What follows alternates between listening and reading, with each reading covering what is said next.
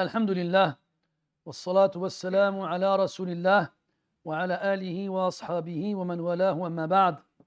أيها الإخوة الكرام، نلتقي وإياكم في هذا اليوم المبارك الذي هو 8 من شهر رمضان لعام 46 و400 وألف للهجرة، الموافق ل8 من شهر مارس لعام 25 و2000. نجتمع وإياكم مع كتاب قيم ألفه إمام جليل عرف عند الجميع بابن القيم رحمه الله تعالى، وهذا الكتاب يجمع منازل السائرين إلى الله عز وجل، ويذكر أعمال القلوب التي يجب على كل ذي إيمان أن يعمل بها إن كان راجيا لقاء ربه عز وجل ووعده الكريم. Mes très chers frères, nous nous retrouvons dans cette 8e journée du mois de Ramadan de l'an 1446, c'est-à-dire le 8 mars 2025. Comme depuis le début du mois, nous nous retrouvons avec ce livre particulier écrit par un érudit particulier connu auprès de tous, comme se nommant Ibn al-Qayyim rahimahullah, un livre qui nous parle des stations et des étapes et des degrés par lesquels l'itinérant vers Allah Azza wa Jal se doit de passer s'il veut arriver à destination. Et à travers l'étude de ces degrés, de ces étapes et stations, nous voyons aussi quelles sont les actions que le cœur du croyant se doit d'accomplir s'il espère la rencontre de son Seigneur subhanahu wa ta'ala ainsi que sa récompense. Donc nous nous sommes arrêtés la dernière fois, walhamdulillah, avec une étape qui se nomme al-yaqadha. Al-yaqadha yani l'éveil. Et on passe à la suivante qui est intitulée al-fikra. Al-fikra, en arabe, on a tendance à le traduire par une idée. Et ce n'est pas ça qui est visé ici. Ici, c'est plutôt le sens de pensée spontanée. En arabe, on a al-fikra wa tafakkur. Al-fikra, c'est une pensée qui nous vient à l'esprit subitement. Alors que al-tafakkur, c'est plutôt une pensée réfléchie, une pensée provoquée. D'où la différence au niveau de la forme entre le mot fikra et tafakkur, ce qui indique un certain effort pour arriver à ce résultat. نقرأ ثم نعلق إن شاء الله. قال رحمه الله: فإذا استحكمت يقظته أوجبت له الفكرة، وهي تحديق القلب إلى جهة المطلوب التماسا له. Il nous dit رحمه الله, donc après que l'éveil ait pris possession du cœur du croyant, ça engendre obligatoirement la naissance de l'fikra. C'est quoi le fikra? تحديق القلب. تحديق القلب, حدق, ça veut dire observer méticuleusement, regarder précisément, un peu à l'image de quelqu'un qui aurait un microscope et qui mettrait son œil et qui analyserait ce qu'il est en train d'analyser. Mais ce n'est pas avec les yeux qu'on va analyser spécifiquement et précisément, c'est avec le cœur toujours. Et qu'est-ce qu'on va analyser précisément? Qu'est-ce qu'on va observer méticuleusement? C'est la direction de l'objectif. C'est quoi l'objectif? D'arriver vers Allah tabaraka wa ta'ala, comme dans le verset illa man ata Allah biqalbin salim. L'objectif, c'est d'arriver auprès d'Allah azza wa jalla avec un cœur sain. Donc de toujours avoir nasba aynaik en face de tes yeux cet objectif et cette destination qui est d'arriver à Allah azza wa jalla avec un cœur sain. Il a dit deux choses: ila jihatil matloub iltimasan lah.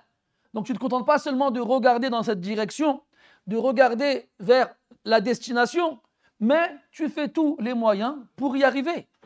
Donc en gros, quand tu regardes cette direction-là, tu ne regardes pas ailleurs.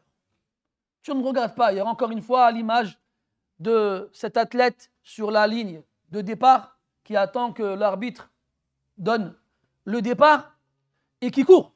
Tu as déjà vu toi un athlète faire le sprint et regarder à droite ou regarder à gauche? Tu as déjà vu toi un athlète sortir de son couloir? Non. Peut-être même qu'il va même pas dépasser l'endroit où il court d'1 centimètre à droite ou à gauche. il fonce tout droit, avec le regard face à l'objectif, la ligne d'arrivée. Et son but à lui, c'est d'arriver avant les autres.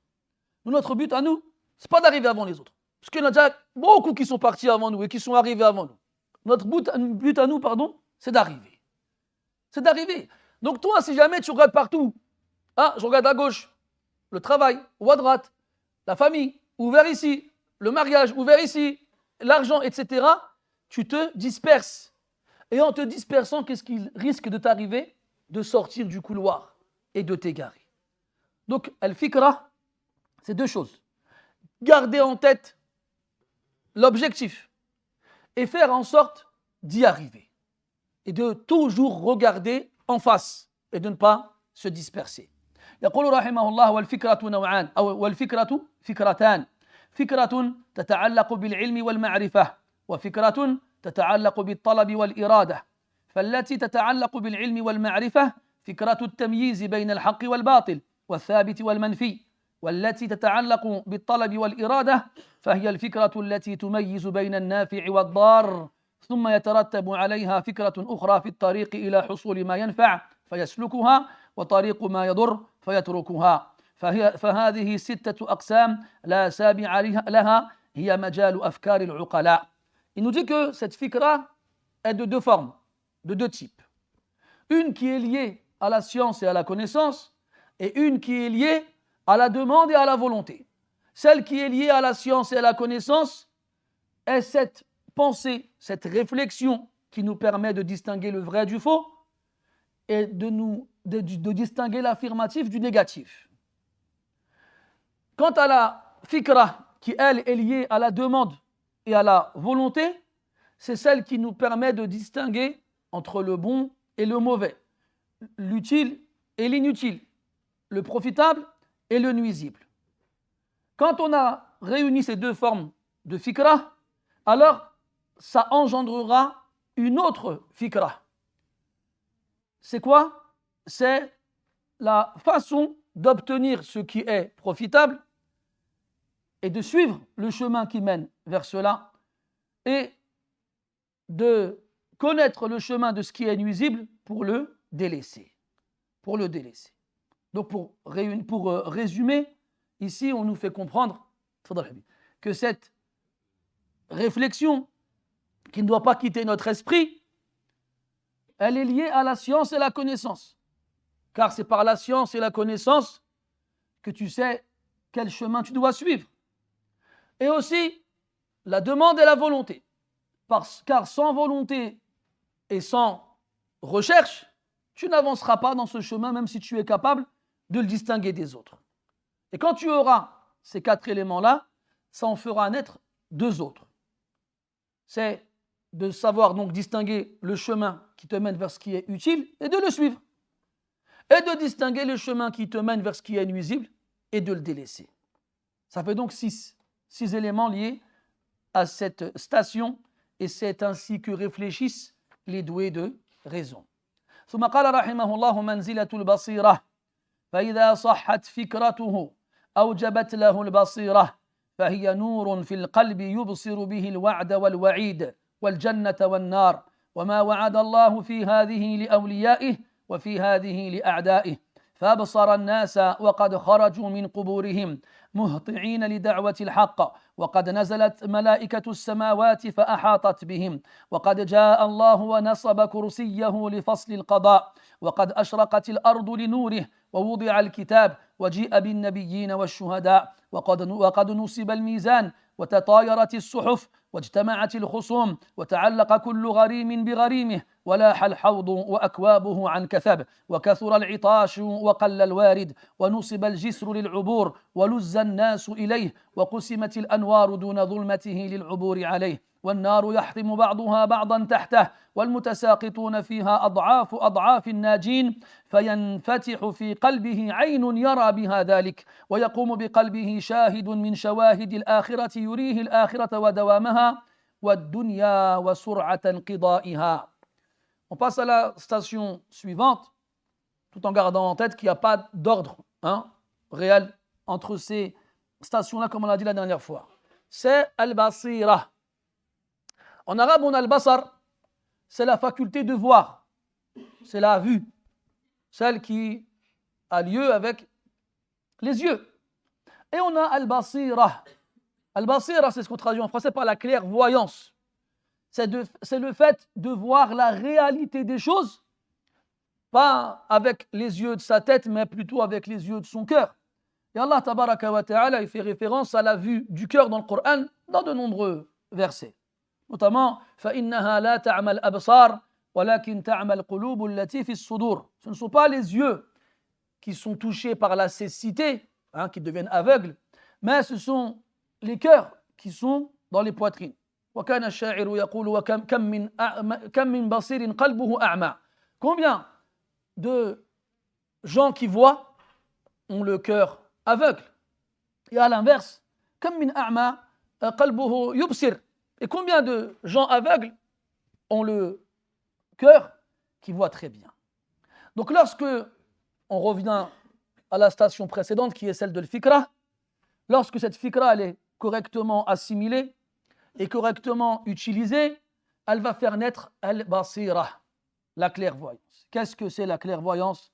C'est une lumière qu'Allah Ta'ala met dans le cœur de son esclave, à travers laquelle il est capable de distinguer al-wa'da wal-wa'id. Al-wa'd wal-wa'id, ça fait référence à la promesse et à la menace. Quand on parle de promesse, c'est-à-dire toutes les informations en relation avec la récompense. Et al-wa'id, la menace, toutes les informations en relation avec la punition. Donc cette lumière qu'Allah met dans ton cœur te permet de voir cette promesse et cette menace. C'est-à-dire qu'on passe du stade de connaissance et de science à vision, une vision, tu le vois. Et quand on parle donc de promesses et de menaces, les premières choses qui nous viennent à l'esprit, c'est le paradis et l'enfer. Quand on parle du paradis, tu vois ce qu'Allah y a promis à ses alliés. Et quand on te parle de l'enfer, tu vois ce qu'Allah Ta'ala a menacé avec ses ennemis.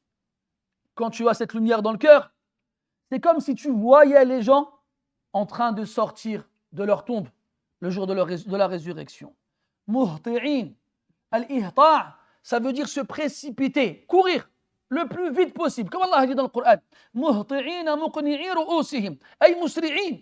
Car les gens, lorsqu'ils sortiront de leur tombe le jour de la résurrection, seront frappés par une terreur telle que le premier réflexe qu'ils auront sera de partir en courant. Comme quelqu'un qui fuit un danger imminent. Et bien là, avec les yeux qu'Allah a mis dans cette vue, cette vision qu'Allah a mis dans ton cœur, c'est comme si tu les voyais en vrai devant toi, en train de sortir de leur tombe, en train de se précipiter à courir et notamment par la suite répondre à l'appel de l'ange qui les mènera vers l'endroit où le jugement aura lieu. Puis, c'est comme si tu voyais les anges des différents cieux descendre les uns après les autres pour entourer les créatures. C'est comme si tu voyais Allah tabaraka wa ta'ala installer son trône afin de procéder au jugement. C'est comme si tu voyais la terre illuminée par sa lumière. C'est comme si tu voyais le livre déposé aux yeux de tous. C'est comme si tu voyais les prophètes et les martyrs venir afin de témoigner pour ou contre leur communauté. C'est comme si tu voyais la balance déposée devant toi prête à peser les actions. C'est comme si tu voyais les registres dans lesquels les actions sont inscrites s'envoler de toutes parts dans le but d'atterrir entre les mains de leurs propriétaires. C'est comme si tu voyais les adversaires se réunir. C'est comme si tu voyais chaque victime d'injustice s'accrocher à celui qui lui a fait subir l'injustice. C'est comme si tu voyais le bassin de chaque prophète illuminé avec l'eau qu'il contient et les récipients qui l'accompagnent. C'est comme si tu voyais les gens assoiffés sans trouver de quoi étancher leur soif. C'est comme si tu voyais le pont dressé au-dessus de l'enfer se dresser devant tes yeux. C'est comme si tu voyais les gens se diriger vers ce pont pour le traverser. Et avant de le traverser, ils seront frappés par l'obscurité. Et là, la lumière de chacun d'entre eux lui sera donnée. Une lumière proportionnelle aux actions qu'il accomplissait ici-bas. plus il était obéissant, plus la lumière qui lui sera donnée sera resplendissante. Et l'inverse, malheureusement aussi. Et là, c'est comme si tu voyais le feu de l'enfer brûler avec la plus grande des intensités jusqu'à s'entre-dévorer en dessous de ce pont que tu dois traverser. Et c'est comme si tu voyais les gens tomber dans le gouffre de l'enfer à un nombre beaucoup plus grand que celui qui va traverser ce pont et arriver de l'autre côté. C'est comme si, à ce moment-là, ton cœur s'ouvrait à ces choses-là. Tu passes de l'information à la vision. Tu le vois réellement. Comme Hanzala radiyallahu anhu, un des compagnons du prophète alayhi salatu wassalam, qui errait dans les rues de Médine à une heure dans laquelle les gens ne sortent pas de chez eux. Il croise Abu Bakr radiyallahu anhu. Abu Bakr lui demande « Qu'est-ce que tu fais dehors à cette heure-ci » Et là, Hanzala radiyallahu anhu lui répond « Nafaqa Hanzala. Nafaqa Hanzala. » Il dit « Hanzala est devenu hypocrite. » Abu Bakr dit « A'udhu billah, undur ma taqul. » Mais qu'est-ce que tu racontes? Pourquoi tu dis une chose pareille? Il dit « Mais écoute, quand on est avec le prophète alayhi salatu wassalam et qu'il nous parle du paradis et de l'enfer, ka'annaha ra'yu 'ayn. C'est comme si c'était devant nos yeux. C'est comme si on le voyait, le paradis et l'enfer. Puis on rentre chez nous et on retrouve nos femmes et nos enfants et on nous rappelle nos responsabilités de subvenir à leurs besoins. Alors on doit travailler et chercher la subsistance pour s'acquitter de notre devoir envers eux et on oublie. Et lui, il voyait ça comme de l'hypocrisie. Et Abu Bakr radiyallahu anhu, l'entendant parler ainsi, lui donne raison.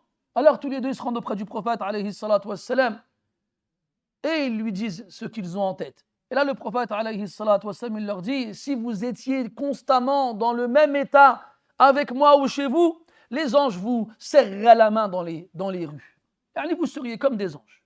Car seuls les anges gardent cet état constant, sans jamais qu'il n'y ait de changement. Après il leur a dit: walakin sa'atun wa sa'a. Mais une heure et une heure.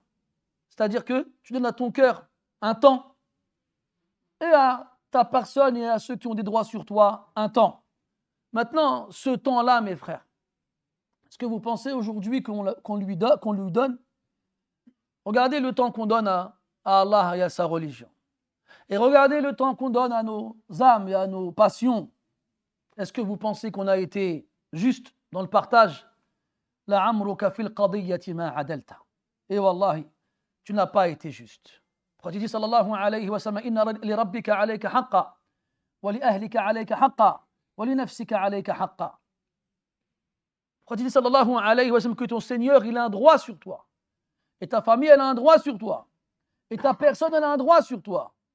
Ibn al-Qayyim rahimahullah, il a dit dans un autre livre, il a dit: si on se basait sur les 24 heures de la journée et qu'on divisait ces 24 heures en 3, comme le prophète a divisé sallallahu alayhi wa sallam les droits en 3, ça donnerait 8 heures pour sa personne et 8 heures pour sa famille et 8 heures pour son Seigneur. 3 fois 8, 24. Maintenant mes frères, on dort 8 heures? On dort 8 heures. Même plus des fois. Après, quand on s'occupe de nos femmes et de nos enfants, on ne reste pas forcément 8 heures avec eux non-stop. Ça veut dire qu'on s'occupe de quoi? Subvenir à leurs besoins et de s'acquitter de nos devoirs envers eux. Et effectivement, en général, aujourd'hui, la journée de l'étudiant et de celui qui travaille avoisine les 8 heures, sans compter le trajet. Puis il reste 8 heures. Qu'est-ce qu'on fait dedans, mes frères? Combien de temps on accorde à Allah Azza wa Jal dans ces 8 heures-là? Allez, on va essayer de faire un calcul rapide, en étant approximatif. 2 minutes pour les ablutions, 5 minutes pour la prière, quand tu pries tout seul. Hein. Et encore, je vois large. Ça fait quoi? 7 minutes. Multiplié par 5, ça fait 35 minutes. Allez, on va dire que tu fais les nawafil, parce que j'ai une bonne opinion de toi. Parce que tu es un beau gosse, machallah. On va rajouter à ces 35 minutes 5 minutes supplémentaires pour chaque nafila, en partant du principe où on en fait 10 minimum. Bien, machallah, 10. 10 fois 5, ça fait 50. Qu'on ajoute au premier à 35 minutes, ça fait 85 minutes. Soit 1 heure et 25 minutes. On rajoute quelque chose ou pas? Allez, vas-y, on rajoute quelque chose. On va rajouter une demi-heure de lecture du Coran par jour. Parce que j'ai une bonne opinion de toi. Et parce que tu es un beau gosse. Ça fait combien? Ça fait, allez, tu sais quoi? Je suis de bonne humeur. On arrondit 2 heures. 2 heures. Il reste combien de temps sur les 8 heures? 6. Qui ici peut se lever parmi nous et dire, moi, je donne 8 heures à Allah par jour? Qui, mes frères? Je ne peux pas me lever, moi. Moi, je ne suis pas en train de me tenir en donneur de leçons comme si j'étais différent de vous. Non, peut-être même que je suis pire. Mais le fait est que il faut en prendre conscience. Il faut en prendre conscience, mes frères. Si on n'en prend même pas conscience, vous savez, pendant longtemps, dans les mosquées, notamment au Maghreb, les gens ils répétaient inlassablement le même verset. Wala tansa nasibaka minad dunya. N'oublie pas ta part de ce bas monde. Parce que, il y a de ça un certain temps, il y avait une tendance chez les musulmans qui était d'abandonner dunya, ce qu'on appelle les zuhd. Et ça entraînait malheureusement des débordements. C'est que les gens ne se mariaient plus. Et s'ils se mariaient, ils ne s'occupaient pas de leur famille. Toujours en prétextant qu'il fallait abandonner dunya. Alors les savants leur ont fait comprendre que tu as le droit d'abandonner dunya tout en gardant une partie pour toi. Et ils ont cité le verset « Wala tansa nasibaka minad dunya » N'oublie pas ta part d'ici-bas. Le problème, c'est qu'avec le temps, la tendance s'est inversée. Et que les gens n'ont plus abandonné ce bas monde, mais ils ont abandonné quasiment totalement leur pratique religieuse, tout en continuant de répéter le même verset « Wala tansa nasibaka minad dunya ». Mais aujourd'hui, on devrait plutôt lire le verset de son début, qui est « Wabtaghi fima ataka Allahu ad-dar al-akhirah » et recherche à travers ce qu'Allah t'a donné la demeure dernière.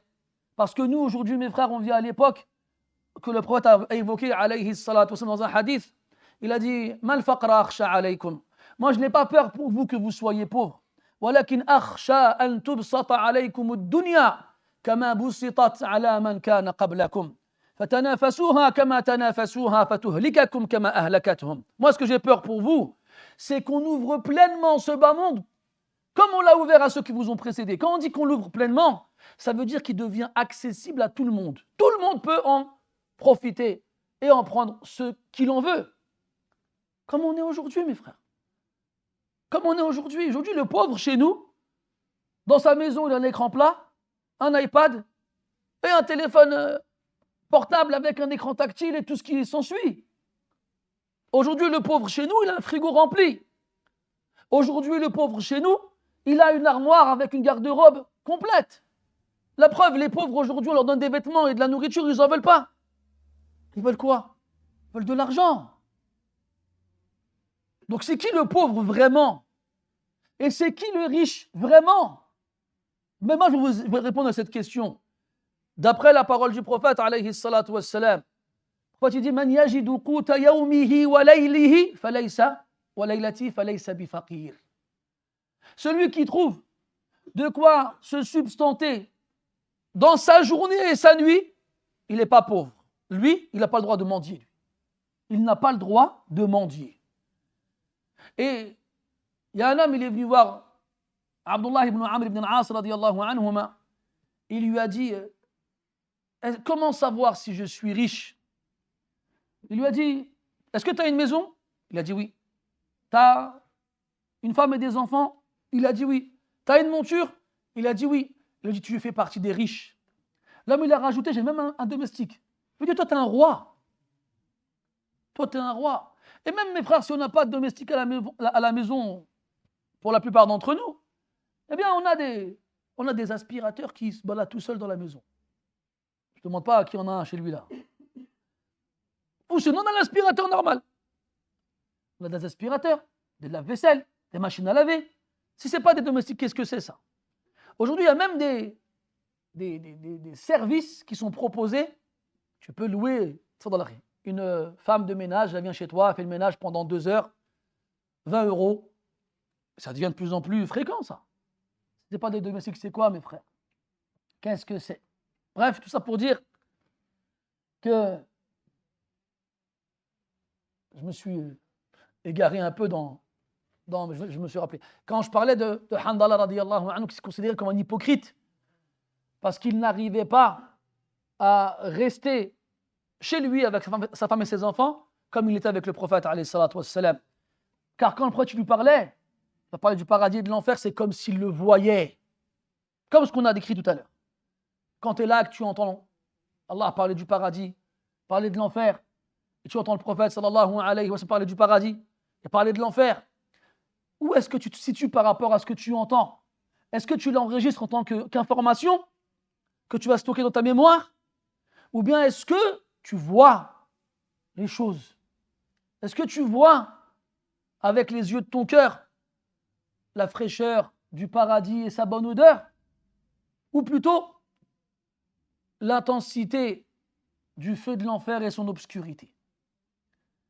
Il nous dit, rahimahullah, quand le cœur, il ouvre ses yeux par la grâce d'Allah Azza wa Jal, il voit ces choses-là comme si elles étaient devant lui. Et là, il témoigne de ce qu'il voit comme s'il était dehors et qu'il faisait face à un événement quelconque. Il comprend à quel point cette vie d'ici-bas va bientôt disparaître et très rapidement, et il comprend que l'au-delà, elle, demeurera éternellement. قال رحمه الله فالبصيرة نور يقذفه الله في القلب يرى به حقيقة ما أخبرت به الرسل كأنه شاهد رأي عين فيتحقق مع ذلك انتفاعه بما دعت إليه الرسل وتضرره بمخالفتهم وهذا معنى قول بعض العارفين البصيرة تحقق الانتفاع بالشيء والتضرر به وقال بعضهم البصيرة ما خلصك من الحيرة إما بإيمان وإما بعيان. Il nous dit rahimahullah que le basira, cette clairvoyance, est une lumière qu'Allah il met dans ton cœur. Une lumière qu'Allah Ta'ala il met dans ton cœur. Et ça, mes frères, il ne la met pas à n'importe qui. Il regarde dans les cœurs et il voit lesquels de ces cœurs méritent à ce que cette lumière lui soit offerte. Al-Shafi'i, rahimahullah, alors qu'il n'avait qu'une dizaine d'années, avait une mémoire exceptionnelle. Il a pu mémoriser la totalité de l'Muwatta, le livre de l'imam Malik, rahimahullah, qui contient plus de 1500 hadiths, en à peine une dizaine de jours. Et il a été voir l'imam Malik, rahimahullah, pour lui réciter. Alors il a commencé à réciter l'imam Malik, rahimahullah. L'imam Malik, il voit un jeune garçon d'une dizaine d'années avec cette mémoire et cette maîtrise, et il s'étonne. Et il lui dit à la fin, Ara, أن الله قد جعل في قلبه نورا في قلبك نورا فلا تطفئه بظلمة المعاصي. Il lui donne un conseil, car il a vu qu'il était exceptionnel.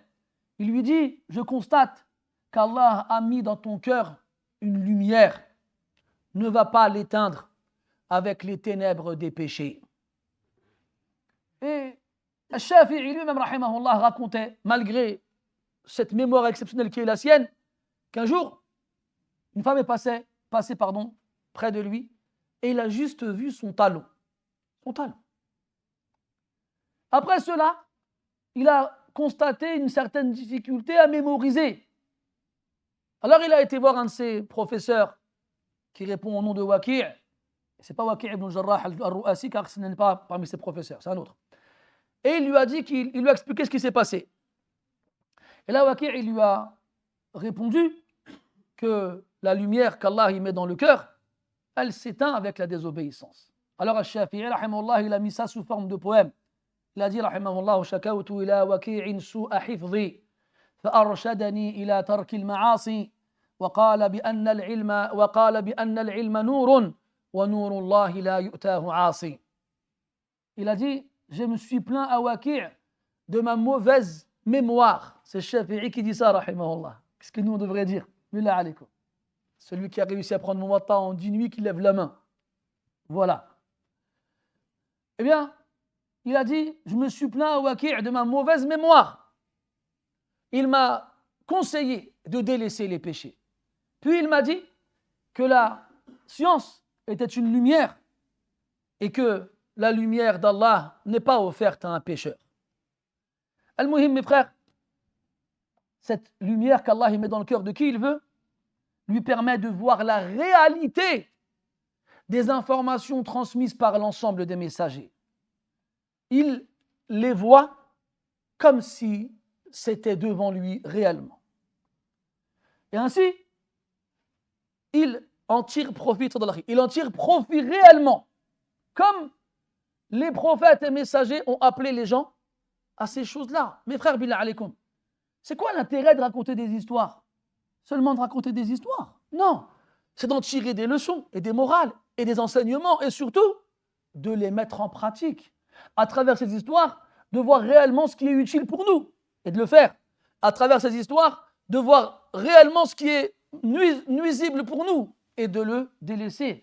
Regardez à la fin de Surat Yusuf, Allah Ta'ala dit quoi? لَقَدْ كَانَ فِي قَصَصِهِمْ عِبْرَةٌ لِأُولِي الْأَلْبَابِ ما كان حديثا يفترى الآية. Il a dit alayhi subhanahu wa ta'ala, il y avait certes dans leurs histoires une morale pour les doués d'intelligence.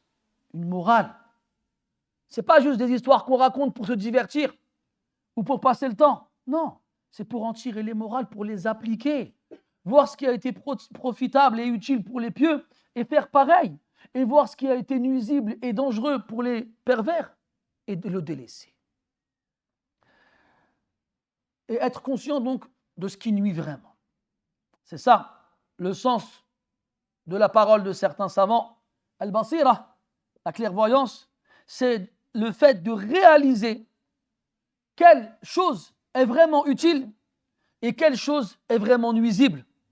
Cette clairvoyance, c'est ce qui te permet de savoir ces choses-là. D'autres, ils ont dit Al-Basira, ma khallasaka min al-hayra. Al-Basira, la clairvoyance, c'est ce qui te sauve de la perplexité. Al-hayra, c'est quand tu es perplexe. Tu ne sais pas où il faut aller. Tu ne sais pas ce qu'il faut faire. Al-Basira te permet d'être sauvé de cet état-là. Et comment est-ce que tu le sauras? Imma bi iman wa imma bi ayan. Soit avec la foi, quand c'est des choses que tu ne vois pas, avec les yeux de ton cœur, soit avec la vision, quand c'est des choses que tu vois avec les yeux de ton cœur. Mathalan, nous, quand Allah dit dans le Coran, iqtarabati as-sa'atu wa inshaqqa al-qamar, l'heure se rapproche et la lune se fend. Pour nous, c'est du iman ou du ayan? C'est de la foi ou de la vision? C'est de la foi. On n'a pas vu la lune se fondre. Mais ceux qui étaient présents à l'époque où c'est arrivé, pour eux, c'était quoi? Ayan. Pour eux, c'était une vision, une réalité. Eh bien, il faut qu'on arrive au stade où nous croyons en cet événement-là avec une certitude égale à celle de ceux qui ont assisté à cet événement-là. C'est ça le basira. ثم قال رحمه الله والبصيرة على 3 درجات من استكملها فقد استكمل البصيرة بصيرة في الأسماء والصفات وبصيرة في الأمر والنهي وبصيرة في الوعد والوعيد. Il nous dit رحمه الله que cette basira, cette clairvoyance, elle se situe dans 3 degrés. Un degré en rapport avec les noms et attributs divins. Un degré en rapport avec les ordres et les interdits. Et un degré en rapport avec la promesse et la menace. ثم قال رحمه الله فالبصيرة في الأسماء والصفات ألا يتأثر إيمانك بشبهة تعارض ما وصف الله به نفسه ووصفه به رسوله بل تكون الشبه المعارضة لذلك عندك بمنزلة الشبه والشكوك في وجود الله فكلاهما سواء في البطلان عند أهل البصائر. Premièrement, la clairvoyance dans les noms et attributs divins. C'est que ta foi ne soit pas influencée lorsqu'on l'expose à certaines ambiguïtés en rapport avec la façon dont Allah Ta'ala s'est décrit et la façon dont le prophète alayhi salatu wassalam l'a décrit. Pour toi, ces ambiguïtés qui te sont exposées sont au même stade que le fait de douter dans l'existence d'Allah Azza wa Jal. En gros, celui qui vient et qui va te faire douter des noms qu'Allah s'est donnés ou des attributs avec lesquels il s'est décrit, ça ne doit pas avoir d'impact sur toi de la même façon que quelqu'un qui voudrait te faire douter de son existence. Donc al-basira dans la clairvoyance, dans les noms et les attributs, c'est que ta foi en eux ne soit pas mise en péril par les ambiguïtés de ceux qui veulent te faire croire en autre chose. Quand quelqu'un il te dit, tu ne peux pas dire qu'Allah il est Rahman. Subhanallah. Allah dans le Coran il s'est nommé Rahman dans je ne sais combien de versets. Le tout miséricordieux. Ils te disent oui mais le problème c'est que la miséricorde c'est un attribut chez l'être humain qui implique une certaine fragilité, qui implique une certaine faiblesse. Et on ne peut pas croire qu'Allah soit fragile ou faible. Il n'est donc pas miséricordieux. Et là, il y en a, ils viennent et disent, ah ouais, c'est pas bête ce qu'il a dit. Mais si, c'est pas bête seulement. C'est complètement faux. Parce que toi, tu mets en doute l'information qu'Allah a donnée sur lui-même en le comparant à ses créatures. Dès le départ, ta démarche, elle est fausse et incorrecte parce qu'Allah ne compare pas à ses créatures. Laysa kamithlihi shay wa huwa as-sami'ul basir. Allah, rien n'est comme lui. Ce qui t'est demandé en tant que croyant, c'est d'affirmer ce qu'Allah a affirmé et de nier ce qu'Allah a nié sans établir de ressemblance entre lui et ses créatures. Tout simplement. Et si quelqu'un vient et veut te faire douter d'un de ses noms ou d'un de ses attributs, alors applique la même démarche et tu seras sauvé des ambiguïtés.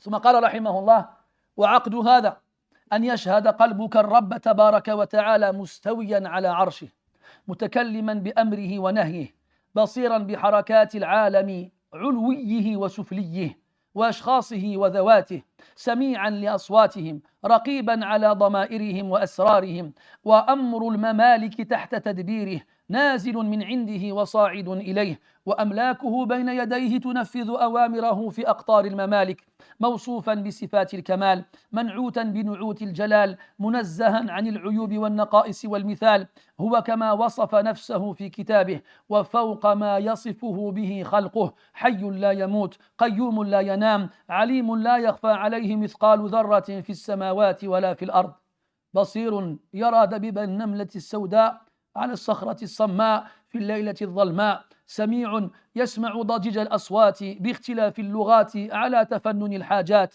تمت كلماته صدقا وعدلا فجلت صفاته أن تقاس بصفات خلقه شبها ومثلا وتعالت ذاته أن تشبه شيئا من الذوات أصلا ووسعت الخليقة أفعاله عدلا وحكمة ورحمة وإحسانا وفضلا له الخلق والأمر وله النعمة والفضل وله الملك والحمد وله الثناء والمجد أول ليس قبله شيء آخر ليس بعده شيء ظاهر ليس فوقه شيء باطن ليس دونه شيء أسماؤه كلها أسماء مدح وحمد وثناء وتمجيد ولذلك كانت حسنى وصفاته كلها صفات كمال ونعوته نعوت جلال وأفعاله كلها حكمة ورحمة ومصلحة وعدل كل شيء من مخلوقاته دال عليه ومرشد لمن رآه بعين البصيرة إليه لم يخلق السماوات والأرض وما بينهما باطلا ولا ترك الإنسان سدى وعاطلا بل خلق الخلق لقيام توحيده وعبادته واسبغ عليهم نعمه ليتوسلوا بشكرها إلى زيادته وكرامته تعرف إلى عباده بأنواع التعرفات وصرف لهم الآيات ونوع لهم الدلالات ودعاهم إلى محبته من جميع الأبواب ومد بينه وبينهم من عهده أقوى الأسباب فأتم عليهم نعمه السابغة وقام عليهم حجته البالغة أفاض عليهم النعمة وكتب على نفسه الرحمة وضمن الكتاب الذي كتبه أن رحمتي سبقت غضبي الله أكبر ليتنا نقتصر على قراءة هذا الكتاب بدون تعليق فهو أبعد ما يحتاج إلى تعليق. Si seulement on pouvait se contenter de lire ce livre-là sans avoir besoin de le traduire ou de le commenter, car wallah, il n'a besoin d'aucun commentaire. Il nous dit le muhim, quand tu es conscient, quand tu as été touché par cette clairvoyance, notamment en rapport avec les noms d'Allah Ta'ala et ses attributs, eh bien, c'est comme si tu assistais directement et réellement à tout ce que tu entends comme information. C'est comme si tu voyais avec les yeux de ton cœur, ton Seigneur, établi au-dessus de son trône, qui parle en ordonnant et en interdisant, qui voit clairement les moindres faits et gestes de l'ensemble de sa création, dans le royaume céleste et le royaume terrestre. Il voit au détail et globalement. Il entend leur voix. Il surveille leurs actions et leurs secrets. Et tout ce qui concerne les affaires de ses esclaves sont gérés par lui. C'est lui qui ordonne et son ordre descend vers ceux concernés par ce dernier, puis remonte vers lui pour faire leur rapport. Ces anges sont là à exécuter ses ordres, où qu'ils se trouvent dans les confins de la création. Il est décrit avec les attributs de la perfection. Et il est exempté de tout manque et défaut et imperfection. Il est tel qu'il s'est décrit lui-même dans son livre, et il est au-dessus des descriptions qui lui sont données par ses créatures. Vivant, et il ne mourra jamais. Il subsiste par lui-même, et tout existe par son ordre. Et il ne dort pas. Il sait tout, et rien ne lui est caché dans sa création, ne serait-ce quelque chose d'insignifiant qui pèserait le poids d'une fourmi dans les cieux ou sur terre.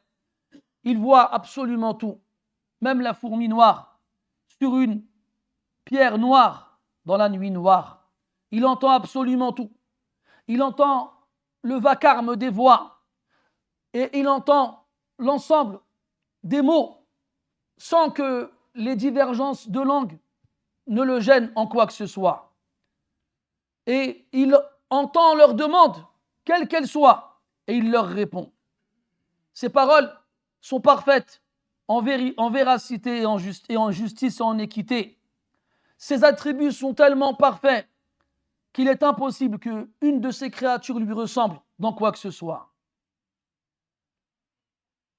Ses actes, justes, sages, miséricordieux, bienfaisants et pleins de grâce, sont suffisants pour suffire à l'ensemble de ses créatures. À lui, les bienfaits et la grâce, la royauté et la louange, les éloges et la glorification. Le premier, avant lequel il n'y a rien. Le dernier, après lequel il n'y a rien. L'apparent, devant lequel il n'y a rien. Le caché, en dessous duquel il n'y a rien. Ces noms sont tous des noms de glorification, de louange, d'éloge, de compliments et de majesté. C'est pour ça qu'ils ont atteint dans la beauté le paroxysme. Ces attributs sont tous les attributs de la perfection. Et ces actions sont toutes accomplies avec sagesse et miséricorde, avec un intérêt et un but et avec équité. Toute chose dans sa création l'indique, comme disait le poète,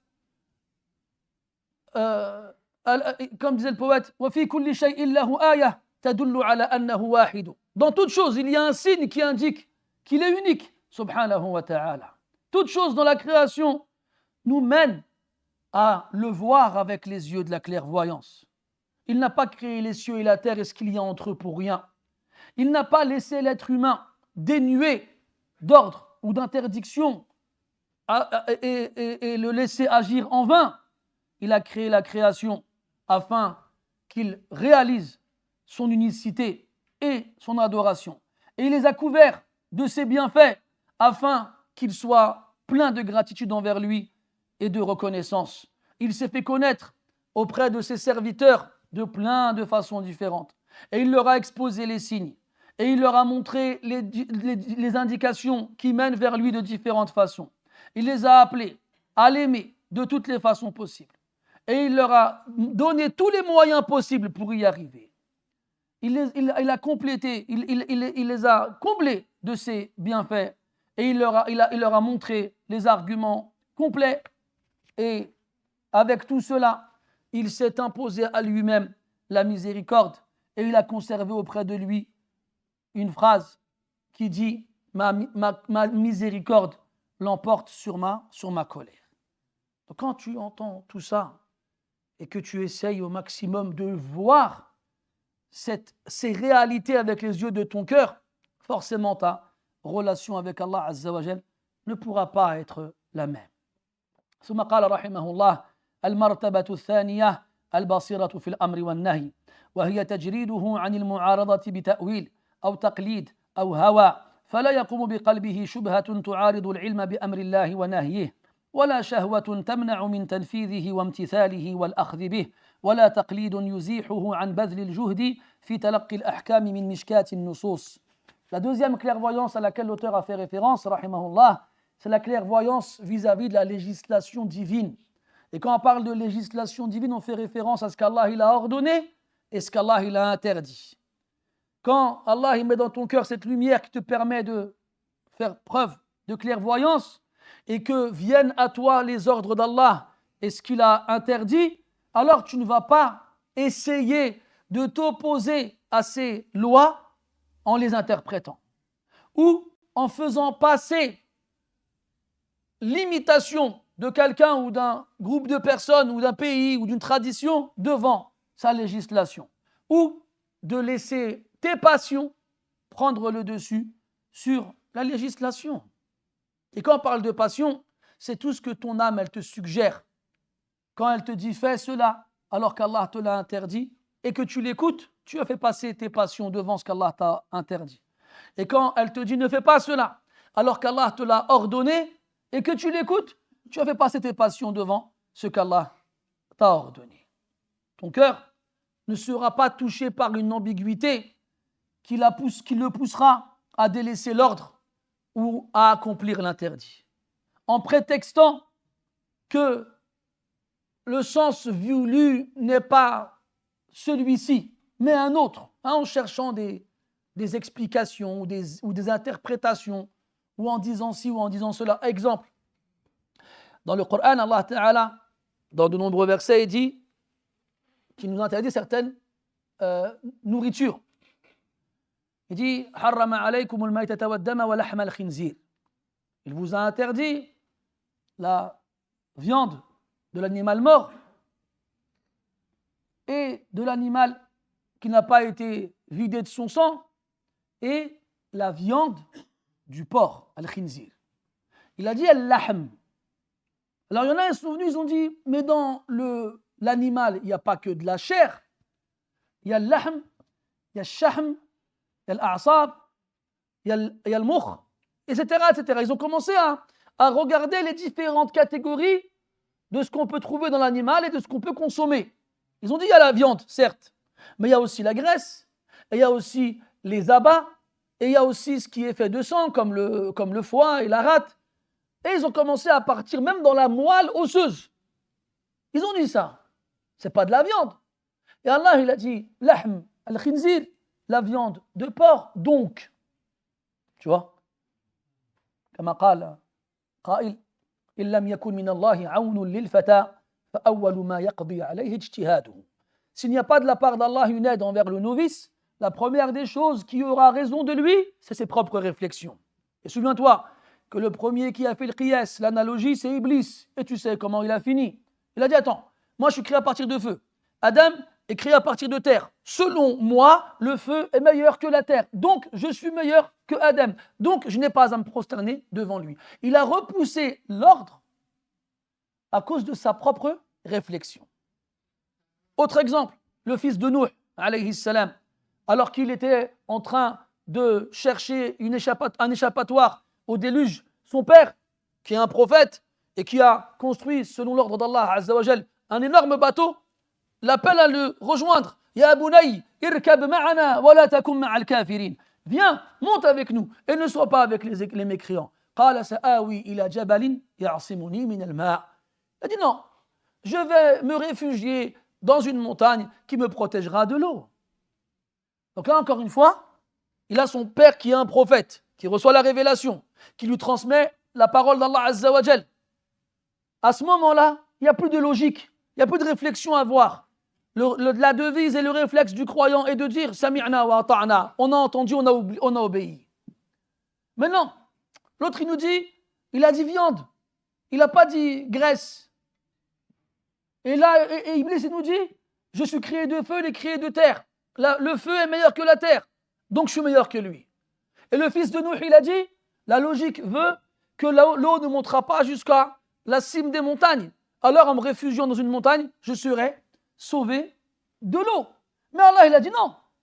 Les seuls qui seront sauvés sont ceux qui monteront sur le bateau. C'est tout. وحال بينهما الموج فكان من المغرقين. C'est ce qu'Allah dit dans le Coran, يا أيها الذين آمنوا لا تقدموا بين يدي الله ورسوله واتقوا الله إن الله سميع عليم. Ô vous qui avez cru, ne vous mettez pas en avant devant Allah et son messager. Et craignez Allah, car certes Allah est audient et savant. Quand Allah il te dit fais ou ne fais pas, ou que le prophète te dit fais et ne fais pas, tout ce qu'on te demande de faire ou de dire, toi, c'est sami'na wa ata'na. إنما كان قول المؤمنين إذا دعوا إلى الله ورسوله ليحكم بينهم أن يقولوا سمعنا وأطعنا وأولئك هم المفلحون.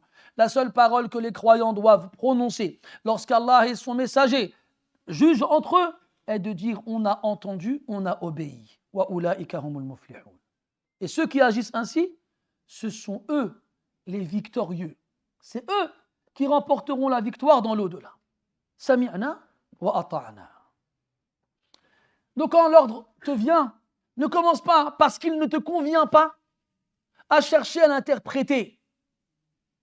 Ou bien, comme il a dit, il ne faut pas qu'une shahwa t'empêche de l'exécuter. Une shahwa, c'est un désir. Et des gens, et ce désir-là, il est divers et varié en fonction des gens. Il y a des gens chez lesquels le désir et le plaisir, il est dans la consommation de l'alcool. Il y en a chez qui le désir et le plaisir est dans la façon de cumuler l'argent, quelle que soit la façon, même si elle est illicite. Etc., etc., sans rentrer trop dans le détail. Eh bien, il y en a qui savent très bien que ces choses-là qu'ils font sont interdites, mais l'envie, le désir est tel qu'il les empêche de délaisser ce qui a été interdit ou de faire ce qui a été ordonné. Et la troisième chose qu'il évoque, at-taqlid. At-taqlid, mes frères, c'est l'imitation aveugle. C'est quand on reproduit systématiquement la même chose que certaines personnes. Ça peut être une personne, comme un imam. Ça peut être un groupe de personnes, comme ta famille ou les gens de ton pays. Ça peut être une fikra, une idée, etc., etc. Exemple, dans nos pays au Maghreb, au nord de l'Afrique, je parle pour ce que je connais, je ne sais pas ce qui se passe ailleurs, eh bien quand quelqu'un meurt, il y a toute une série de cérémonies qui se mettent en place. Et qu'est-ce qui se passe? Donc toute la famille vient et toute la connaissance vient pour présenter les condoléances. Mais le problème, c'est que ces condoléances-là, elles se transforment en réception. On doit leur offrir le gîte et le couvert, on doit même acheter à manger, on doit préparer à manger, et pendant plusieurs jours consécutifs, les proches du défunt doivent obligatoirement accueillir l'ensemble des gens, leur servir à manger, à boire, et même des fois, ils restent dormir 1, 2, voire même 3 jours. Ça, c'est at-taqalid, les traditions. Et si jamais tu ne fais pas ça, les gens vont dire A'udhu billah, hada ma yahtaramsh an-nas. Les gens vont dire quoi? Ils vont dire celui-là, il ne respecte pas les gens, il ne respecte pas les traditions. Mais la sunna, mes frères, la sharia, ce qui nous a été légiféré, c'est quoi? Vis-à-vis des proches d'un défunt. C'est de lui présenter les condoléances et de ne pas rester chez lui et de leur ramener à manger. Car ils sont touchés par une chose qui les préoccupe. Subhanallah, ton père il vient de mourir, ta mère elle vient de mourir, ta femme elle vient de mourir, un de tes enfants vient de mourir, et moi je vais faire quoi? Je vais préparer à manger. Notre législation et la logique saine nous poussent à nous occuper de ça pour eux. On vient, عظم الله أجركم ورحم الله ميتكم وأحسن الله عزاءكم هاك شوية الماكلة السلام عليكم. C'est ça qu'on aurait dû faire. Mais malheureusement, le taqlid, il l'a emporté sur la législation. Les ulama ils disent qu'il est détestable de présenter les condoléances aux proches du défunt au-delà de 3 jours. Ça, ikhlas. Tu ne vas pas raviver une douleur au bout de 3 jours. On t'a laissé 3 jours pour pleurer ton mort. Au bout de 3 jours, ça y est, la vie elle continue. C'était Habiba radiallahu anha, l'épouse du prophète alayhi salatu wassalam, après la mort de son père, 3 jours après. Elle a demandé qu'on lui ramène du kohl. Vous savez, du noir pour les yeux. Et les gens, ils s'étonnent. Son mari, il est mort, son père, il va mourir. Pourquoi demande à ce qu'on lui ramène du kohl pour ses yeux? Elle a dit, radiallahu anha, Ama wallahi mali ila al-kuhli min haja. Par Allah, je n'ai pas besoin de kohl pour mes yeux. Je n'en ai pas besoin. Mais le prophète nous a interdit, alayhi salatu wassalam, d'observer une période de deuil envers quiconque en dehors du mari supérieur à 3 jours. Supérieur à 3 jours. Regarde, Tamam al-Istislam, regarde comment elle a prouvé sa soumission. Elle n'a pas besoin du kohl. Mais pour casser ces 3 jours-là, elle a fait une chose qui s'oppose au deuil. Car une femme, quand un de ses proches y meurt, elle n'a pas envie de se maquiller. Elle n'a pas envie de se faire jolie. Et le mari, c'est 4 mois et 10 jours. Donc, rien que pour ne pas faire preuve, pour ne pas dépasser la limite impartie, elle a demandé à ce qu'on lui ramène du kohl pour en mettre sur ses yeux. Al-Maqsoud, mes frères, celui qui a la basira, quand l'ordre d'Allah lui vient et son interdiction, il voit avec son cœur ce qu'Allah lui a ordonné, car il sait qu'Allah lui a ordonné ce qui est bon pour lui. Et il voit avec son cœur ce qu'Allah lui a interdit, car il sait qu'Allah lui a interdit ce qui est mauvais pour lui. Et il ne laisse rien passer devant cela, ni sa shahwa personnelle, son désir personnel, son envie personnelle, ni une interprétation qui le poussera à changer et à tordre les textes, ni le fait de s'accrocher à une pratique tribale, une pratique familiale, une pratique ancestrale, plus encore que celle qu'Allah lui a légiférée. ثم قال رحمه الله المرتبة الثالثة البصيرة في الوعد والوعيد وهو أن تشهد قيام الله تعالى على كل نفس بما كسبت في الخير والشر عاجلا وآجلا في دار العمل ودار الجزاء وأن ذلك هو موجب الإلهيته وربوبيته وعدله وحكمته. Et enfin, troisième degré de clairvoyance, c'est la clairvoyance dans la promesse et la menace. C'est que tu vois qu'Allah tabaraka wa ta'ala gère absolument toute âme. Toutes les âmes, toutes les créatures vivantes, Allah ta'ala, il les gère. Et en les gérant, ça veut dire quoi? Qu'il les crée, qu'il leur donne leur subsistance, etc., etc. Dans le bien et dans le mal. Dans ce qui arrive maintenant et dans ce qui arrivera plus tard. Ici-bas et dans l'au-delà. Et en reconnaissant cela, eh bien, obligatoirement, tu seras alors conscient de sa divinité et de sa seigneurie et de sa justice et de sa sagesse. Et de sa sagesse. Vous savez, il m'arrive de me perdre sur YouTube. J'aime bien les documentaires animaliers.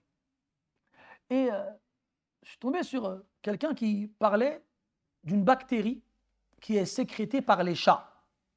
On entend tous, quand on a des femmes qui sont enceintes, on entend parler de la toxoplasmose. Et ça, c'est généralement une bactérie qui se développe lorsqu'on est en contact avec des chats. Alors, je vais vous expliquer. Cette bactérie, mes frères, elle est ajiba. C'est-à-dire que le chat, il développe une bactérie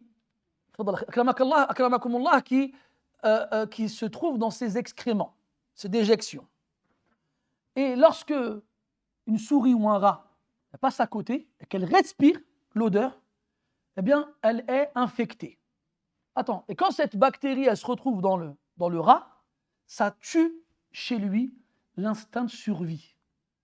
Et ça le pousse à se rapprocher de l'origine de l'odeur, c'est-à-dire le chat.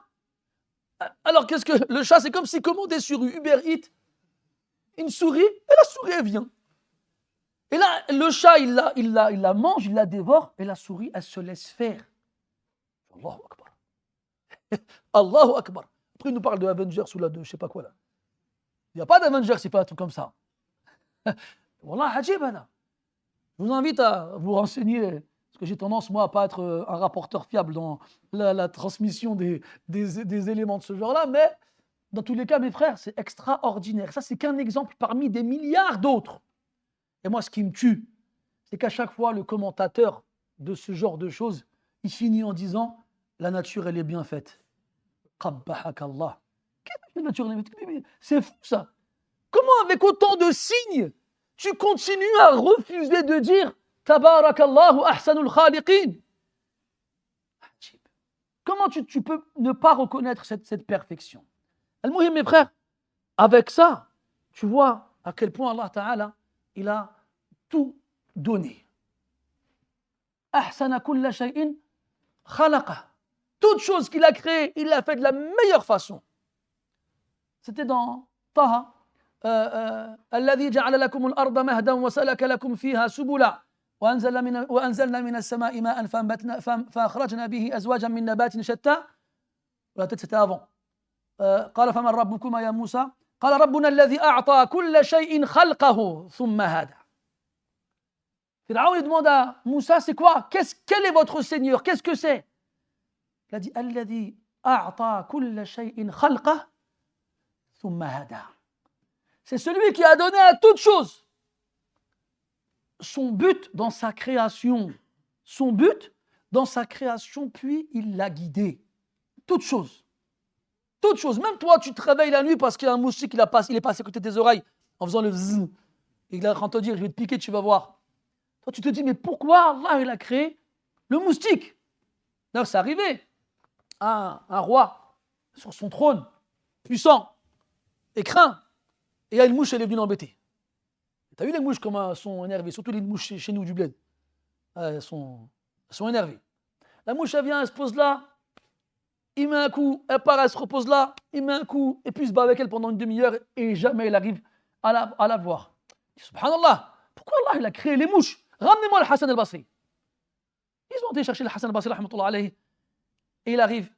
Il dit, Aba Saïd, akhbirni, limadha khalaqa Allah dhubab. Oh Abu Saïd, informe-moi, pourquoi Allah il a créé les mouches? Il regarde la réponse d'un savant. قال ليذل بها الملوك. Il lui a dit, pour humilier avec les rois. Tu es un roi, tu es sur ton trône, les gens ils ont peur de toi, et puis tu te mets des claques tout seul. C'est humiliant. Je me suis fait mal un petit peu là. J'ai plus l'habitude de prendre des claques. Ala kulli hal, tout ça pour dire que chaque chose elle a un but. Chaque chose. Et toi, quand Allah il te donne cette clairvoyance, tu vois ça dans toute chose. Tu te rappelles le vers de tout à l'heure, وَفِي كُلِّ شَيْءٍ آيَةٌ تَدُلُّ عَلَى أَنَّهُ وَاحِدٌ. Puis il a dit, rahimahullah, et je finirai là-dessus, فإذا انتبه وأبصر أخذ في القصد وصدق الإرادة وأجمع القصد والنية على سفر الهجرة إلى الله وعلم وتيقن أنه لا بد له منه فأخذ في أهبة السفر وتعبئة الزاد ليوم المعاد والتجرد عن عوائق السفر وقطع العلائق التي تمنعه من الخروج فإذا استحكم قصده صار عزما جازما مستلزما للشروع في السفر مقرونا بالتوكل على الله قال تعالى فإذا عزمت فتوكل على الله والعزم هو القصد الجازم المتصل بالفعل ولذلك قيل إنه أول الشروع في الحركة لطلب المقصود وحقيقته هو استجماع قوى الإرادة على الفعل والعزم نوعان أحدهما عزم المريد على الدخول في الطريق وهذا من البدايات والثاني عزم في حال السير وهو أخص من هذا. Puis il finit rahimahullah ta'ala en disant que lorsque tu as cette clairvoyance, cette basira, et que finalement tu vois les choses avec les yeux de ton cœur réellement telles qu'elles le sont, alors tu es en mesure de savoir comment parfaire ton intention. Al-qasd. Et c'est quoi ce qasd? Comment avoir la meilleure des intentions? Sidq al-irada. Avoir une volonté véridique. Pas une volonté traîtresse et menteuse. Tu vois, quand tu dis, moi, je veux aller au paradis. Nous tous, ils veulent aller au paradis. Sinon, on ne serait pas assis là. Sinon, on ne serait pas en train de jeûner. On ne serait pas fatigué. On veut le paradis. Mais il y a celui qui veut le paradis tout en désobéissant à Allah, et sans faire en sorte de se rapprocher de lui. Et il y a celui qui veut le paradis tout en faisant les moyens pour s'en rapprocher et s'éloigner de ce qu'Allah il a interdit. Donc la bonne intention, mes frères, c'est une volonté véridique. À ce moment-là, quand ta volonté elle est véridique, tu es donc prêt pour entamer ce chemin qui te mènera vers Allah Azza wa Jal. Tu sauras avec certitude ce dont tu auras besoin pour parcourir ce chemin-là. Alors, tu prépareras tes provisions et tu feras en sorte d'avoir suffisamment de bagages pour arriver à destination. Et c'est quoi la destination, mes frères? C'est le jour de la résurrection. Ce jour-là où nous serons tous réunis. Moussa alayhi salam, il a dit à Samiri, wa inna laka maw'idan lan tukhlafah. Tu auras certes un rendez-vous que tu ne rateras pas. Et ça, mes frères, c'est nous tous pareil. Pour nous tous, c'est pareil. On nous a tous fixé un rendez-vous et ce rendez-vous, on ne pourra pas s'absenter. On ne pourra pas arriver en retard. On ne pourra pas le rater. Tous, on va être présents ce jour-là. Et ce jour-là, devant Allah, nous serons exposés. Aussi, préparer ses bagages et ses provisions pour ce voyage implique d'être conscient des obstacles qui nous empêcheraient d'arriver à destination. Aussi, ça implique de couper toute relation avec ceux qui nous empêcheraient de partir. Lorsque cette intention elle est telle qu'elle a été décrite, elle se transforme en volonté ferme. Parce que c'est bien beau d'avoir des intentions. Il faut maintenant les réaliser.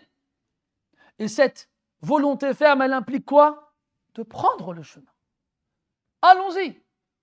Quand celui qui appelle à la prière tous les jours, il dit « Hayya ala salah, hayya ala al-falah, hayya yani accourez, venez ». Et toi tu viens, tu entends l'appel à la prière, alors tu vas à la mosquée. Et bien là, de la même façon, tu as réussi à avoir la bonne intention, il ne te reste plus qu'à avoir une volonté ferme. Une volonté ferme à laquelle sera jointe la confiance en Allah et le fait de s'en remettre à lui. Comme Allah il a dit dans le verset فَإِذَا عَزَمْتَ فَتَوَكَّلْ عَلَى اللَّهِ. Quand tu es décidé, alors place ta confiance en Allah et va dans ta décision. Va exécuter et réaliser cette décision-là. Wal-azm, la décision, c'est quoi? C'est une volonté ferme liée à l'acte. Ce n'est pas seulement vouloir la chose sans rien faire à côté. Un pieux, il disait عَجِبْتُ لِلْجَنَّةِ كَيْفَ نَامَ طَالِبُهَا وَعَجِبْتُ لِلنَّارِ كَيْفَ نَامَ هَارِبُهَا. Un pieux, il disait, je m'étonne du paradis. Comment peut dormir celui qui le recherche? Et je m'étonne de l'enfer. Comment peut dormir celui qui cherche à le fuir? Donc il ne suffit pas de vouloir, il faut agir. Et la volonté ferme, c'est celle qui est liée à l'action. C'est pour ça qu'il a été dit que la première étape dans le mouvement, dans l'action, c'est de savoir quel est l'objectif visé. Et la réalité de cela, c'est de mettre tous ses moyens, de réunir toute sa force pour réaliser ce qu'on a l'intention de faire. Puis il finit en disant Wal azmu naw'an. Il y a deux formes de volonté. La première, c'est le fait de vouloir rentrer dans le chemin. Et ça, c'est le début. Et la seconde, c'est une volonté qu'on conserve pendant le chemin. Il y a deux volontés. La première, c'est de rentrer dans le chemin. Voilà le chemin. Rentre-y. Et la seconde, quand tu y es rentré, que tu commences à le parcourir, c'est de conserver la volonté pendant ton chemin jusqu'à arriver à destination. وللحديث بقية نؤجله إلى الدرس المقبل إن قدر الله البقاء واللقاء فنسأل الله تبارك وتعالى أن يرزقنا البصيرة في أمورنا كلها وأن يجعلنا من أولي العزائم والبصائر وأن يجمعنا بهم في أعلى فراديس الجنان. سبحانك اللهم وبحمدك نشهد أن لا إله إلا أنت نستغفرك ونتوب إليك وصلى الله على نبينا محمد وعلى آله وأصحابه وسلم والحمد لله رب العالمين وبارك الله فيكم.